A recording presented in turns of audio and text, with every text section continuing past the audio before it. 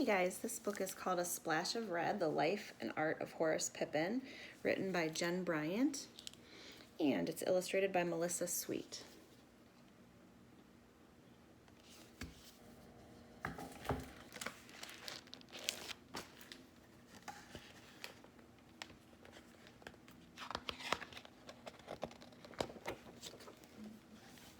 On February 22nd, 1888, the town of Westchester, Pennsylvania celebrated a holiday. That day in the same town, Daniel and Christine Pippin celebrated the birth of their son, Horace. Horace grew fast, so fast that his mother could barely keep up with the mending. He'll be a giant someday, the neighbors would say. Grandma Pippin smiled at Horace's long legs and big hands. She figured the neighbors were right. Grandma's hands were big too, rough and scarred from her slave days in Virginia, but they were just fine for giving Horace hugs. The biggest part of you, she told him, is inside, where no one can see.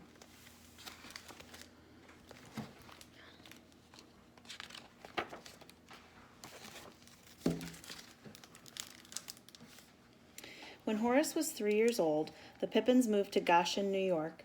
As the family grew larger, everyone helped out. Horace put his big hands to work. He fetched flour for his mother. He sorted laundry with his sisters. He played with his baby brother. He held the horse while the driver delivered milk. At night, he piled wood for the stove and arranged dominoes so his grandmother could play. Then, if he could find a scrap of paper and a piece of charcoal, he drew pictures of what he'd seen that day. Horace loved to draw. He loved to feel the feel of the charcoal as it slid across the floor. He loved looking at something in the room and making it come alive again in front of him. He loved thinking about a friend or a pet, then drawing them from the picture in his mind.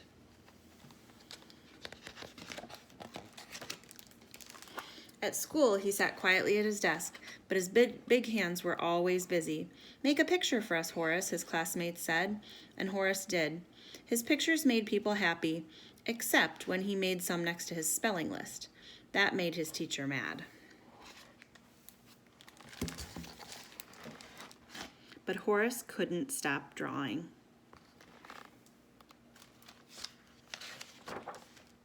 One day, Horace saw a funny face in a magazine. "Draw me and win a prize," it said underneath. Horace drew the face and sent it off. A few weeks later, a package arrived. Inside, Horace found colored pencils, a pair of brushes, and a box of paints. "Congratulations," said the note. Horace had won his first real art supplies. "Paint a picture for us, Horace," his sisters cried, and Horace did. He painted everyday scenes in natural colors. Then he added a splash of red.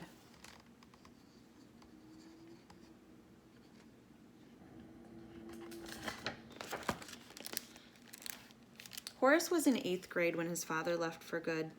The family needed money, so Horace quit school and went to work. For several years, Horace's big hands were always busy, stacking grain sacks at the feed store, shoveling coal at a rail yard, mending fences on a farm, carrying luggage at a hotel, making brakes in an iron factory.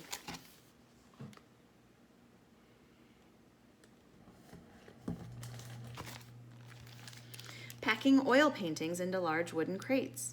Looking at these made Horace remember winning the art contest. How proud he'd been. How he'd loved those colored pencils, those brushes, and his first real box of paints. Horace was a big man now with big responsibilities. Still, he loved drawing as much as he always had. He used charcoal, broken pencils, whatever he could find. "Make a picture for us, Horace," the other workers said, and Horace did.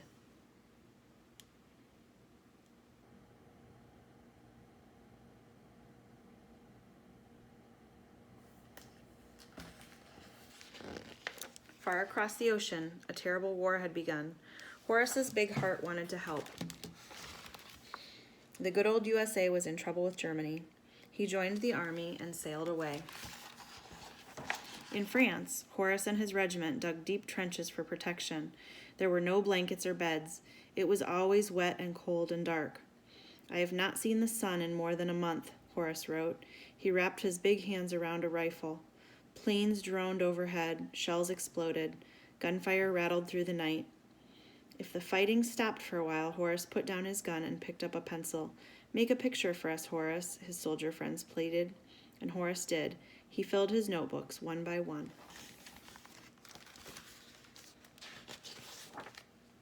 One day he climbed to the top of a trench. A shot rang out. Horace felt pain in his shoulder. He was hit. Many hours passed before help came.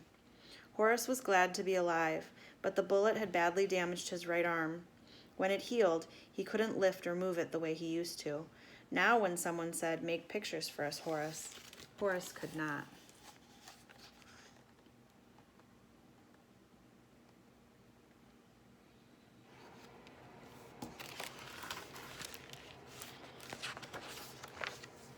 After the war, Horace came back to the United States and met Jenny Wade. Jenny was a hard worker. She loved to cook. Horace was a hard worker too, and he loved to eat. It was a good match. They married and settled down in Westchester. Horace was 32 years old, as big as strong as ever, but because of his injured arm, he couldn't find a job. "How much can you lift?" the hiring boss asked, and that was the end of that. So Horace did what he could. He organized a Boy Scout troop. He umpired baseball games. He took the neighbors' children's fishing. And when Jenny started a laundry business, Horace delivered the clean clothes.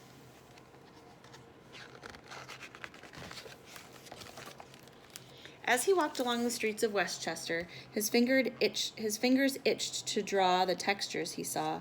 Lacy white curtains billowing in the windows, a splash of red geraniums blooming on a step, a yellow cat sprinting down an alley, deep green vines spiraling up a wall. At night, his old home in Goshen, his grandmother's slave days, and the Bible stories she'd told made pictures in his mind. He longed to draw them too, but how? His right arm was weak and painful to lift. The iron poker stood by the fire, straight and tall as a soldier. Could he?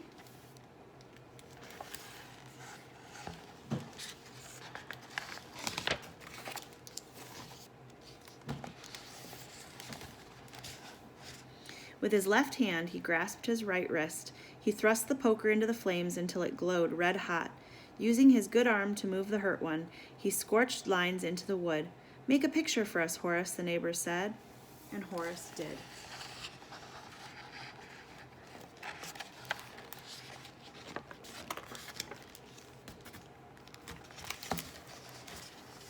With practice, his arm grew stronger, his hand steadier. "Maybe now," he told Jenny, "I can try painting." There was no money for art supplies, so Horace used an old brush and leftover house paint he found in the alleys. For a canvas, he used a clean piece of cloth. Each day, and late into the night, Horace worked on his painting. He used gray, black, and white, and somber colors of war. Here and there, he added a splash of red. He used 100 layers of paint. He decorated the frame with tiny sculptures. 3 years later, he was finished.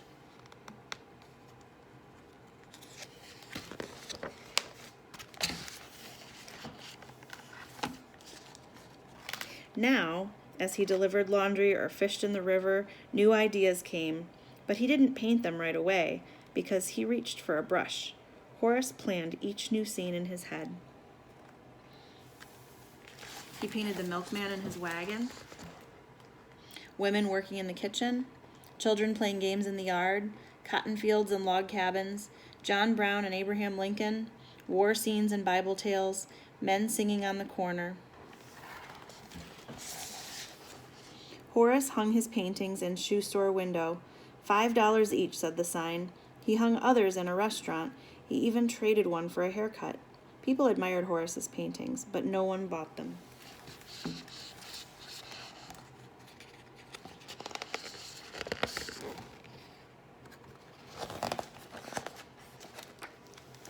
Then, the president of a local artists club saw Horace's pictures. He told his friend, the famous painter N.C. Wyeth, to come see them too.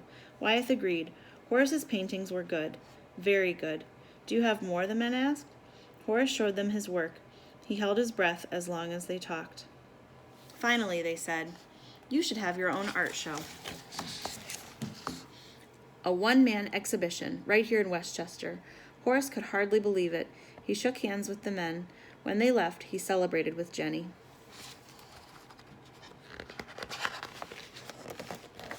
People came from all around to see Horace's paintings. Magazines wrote articles. Reporters took photos. An art dealer told Horace he could help them sell his work. More than 40 years had passed since Horace won his first box of paints. Now, at last, everyone knew he was an artist.